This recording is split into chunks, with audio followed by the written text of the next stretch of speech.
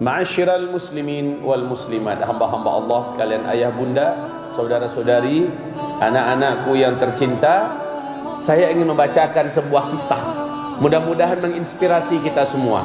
Dalam hadis Sahih Bukhari dan Imam Muslim, sahabat Nabi yang bernama Abu Sa'id Al-Khudri melakukan perjalanan dari luar negeri menuju balik ke kota Madinah, Pak.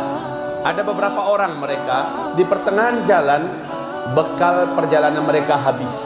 Jarak yang dituju masih jauh, butuh beberapa hari lagi. Sementara stok uang saku juga ludes semuanya.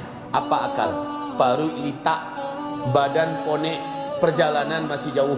Berhentilah mereka di sebuah kampung, dan ternyata di kampung itu tidak ada satupun orang Islam. Seluruhnya orang yang tidak ngerti agama. Mereka mencoba memohon kepada warga di kampung, adakah sesuatu yang bisa kami makan? Mereka seluruhnya buang muka, tak peduli, seolah-olah tidak mendengar apa-apa. Alhamdulillah, gemparlah berita, kepala kabilah dari kampung itu sudah mengalami suatu bencana, yaitu ular hitam dari gurun Sahara mematuknya. Dengan cepat tubuhnya berubah, matanya mendelik, mulutnya mulai berbusa, sakarat. Orang-orang cerdik pandai dan orang-orang pintar di kampung itu, ahli-ahli pengobatan, tabib-tabib di kampung itu semua dihadirkan, tidak ada perubahan, sekarat. Akhirnya dalam keadaan panik mereka berkata, coba temui orang yang masuk kampung kita tadi, siapa tahu di antara mereka ada yang ahli pengobatan. Kemudian singkatnya bertemulah mereka dengan Abu Sa'id Al-Khudri, dan mereka berkata, tuan-tuan, adakah di antara kalian yang bisa menyembuhkan? Abu Sa'id Al-Khudri dengan pede berkata, memangnya siapa yang sakit? Kepala kaum kami. Apa masalahnya? Kepala kaum kami baru saja digigit ular berbisa gurun Sahara yang paling mematikan. Bila kalian bisa menyembuhkannya, kami kasih kalian hadiah. Apa kata Abu Sa'id Al-Khudri? Yang kami mau adalah kasih kami makan. Lebih dari itu akan kami beri.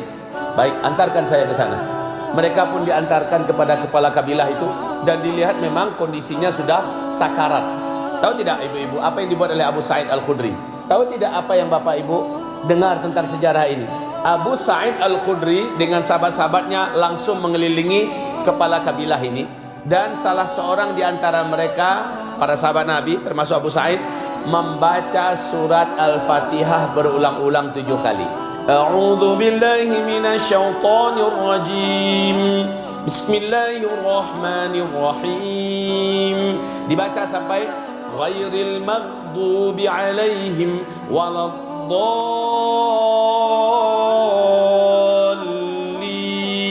Habis itu di tempat gigitan ular tadi disemburkan air liur yang telah bercampur dengan bacaan Al-Fatihah. 1 kali. Ulang balik baca waladdallin dari bismillah tentunya ya. Amin. Semburkan lagi 7 kali. Bapak, ibu yang kami muliakan, tubuh kepala kabilah itu langsung berubah. Dari pucat membiru, dari matanya mendelik-delik, busa keluar dari mulutnya, berubah menjadi baik, kembali normal kulitnya, dan tempat dia digigit oleh ular itu seperti sudah meninggalkan kesan. Hanya sekedar ada sisa lubang saja lagi, Pak. Telah netral racun tadi dengan Al-Fatihah sebanyak 7 kali. Netral racun itu. Bisa daripada ular itu menjadi netral. Kemudian kepala kaum tadi, kepala kabilah tadi langsung berdiri dan berjalan. Orang-orang kaum, orang-orang kabilah dari kampung itu langsung berteriak gembira. Singkatnya, diadakan acara pesta. Abu Sa'id Al-Khudri dan para sahabat-sahabat Nabi yang lain diajak makan-makan besar, dan bahkan boleh dilantangin bawa pergi. Menjelang mereka berangkat, mereka dikasih hadiah beberapa ekor domba dengan beberapa karung gandum. Dalam perjalanan, singkatnya mereka sudah tidak lagi pusing memikirkan bekal perjalanan. Sampailah mereka di kota Madinah. Mereka bercerita pada Rasulullah, ya Rasulullah, lai halalkah nan kami bawa ko? Nan kalian buat apa yang kalian lakukan? Ya Rasulullah, begini kisahnya. Nabi Muhammad tertawa, lebar sekali ketawa Nabi. Apa kata Rasulullah? Kalau begitu bagi-bagilah dengan kita. Berarti Nabi setuju. Lalu setelah itu Nabi bertanya, dari mana kalian tahu bahwa Al-Fatihah bisa menyembuhkan? Apa jawab Abu Sa'id Al-Khudri dan para sahabat-sahabat Nabi? Ya Rasulullah, bukankah Allah yang berfirman? Kami cuma ingat ayat itu. Wa nunazzilu minal Qur'ani ma huwa shifaa. Kami turunkan Al-Quran sebagai penyembuh. Kami yakin dengan itu ya Rasulullah.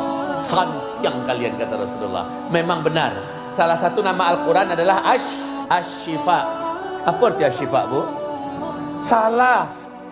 Ulama tuh arti Asy-Syifa bukan apapun penyakitnya, ketemu dengan syifa pasti sembuh. Jadi pasti, Pak. Tingkat akurasinya berapa? 100%. Jadi Al-Quran adalah syifa. Wa nunazzilu minal Qur'ani ma huwa syifa. Kami menurunkan Al-Quran sebagai penyembuh, bukan obat. Kalau obat, kata Rasulullah, idza asabat dawa'ud da'a bari'a biidznillah. Apabila obat sudah ketemu dengan penyakit, baru sembuh dengan izin Allah. Itu kalau obat. Oke ya, Bapak Ibu. Kisah kedua, Nabi disengat kalajengking sedang sholat. Selepas Nabi sholat, Nabi menggerutu. Artinya kalau jengking ibarat dasar indak bau tak. Nabi segera mengambil air putih, dikasih garam, dibacakan qul ya ayyuhal kafirun. Sampai selesai disembur oleh Nabi air tadi. Tuh. Setelah itu diulang balik baca sampai 3 kali. Barulah qul a'udzu bil falaq, qul a'udzu birabbin nas, masing-masing 3 kali disemburkan ke air yang dikasih garam tadi.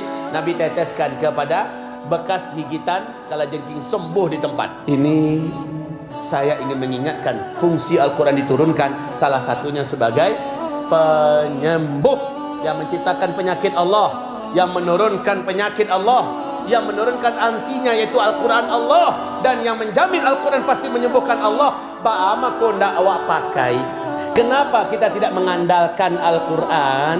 Maka dalam surah Al-Furqan Nabi berkata dengan hati yang pedih, air mata yang menetes, kata Rasulullah, qala rabbi inna qaumi ittakhadhu hadzal qur'ana mahjura.